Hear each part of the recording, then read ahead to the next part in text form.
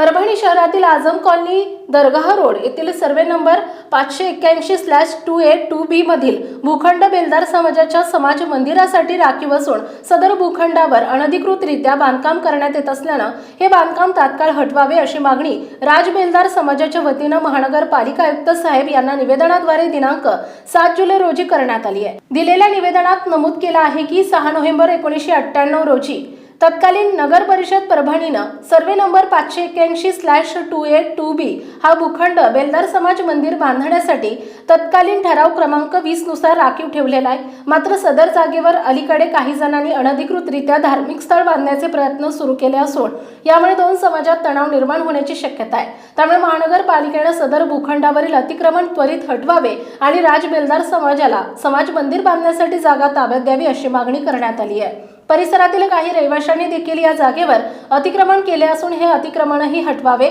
सदर ठिकाणी तार फेन्सिंग करून जागा सुरक्षित ठेवावी आणि कोणताही अनुचित प्रकार होऊ नये यासाठी महानगरपालिकेने योग्य ती कारवाई तातडीने करावी।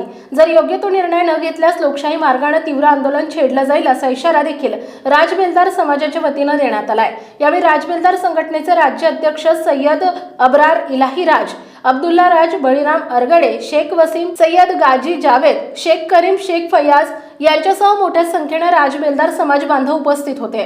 प्रतिनिधी सय्यद विखार इलाही, परभणी।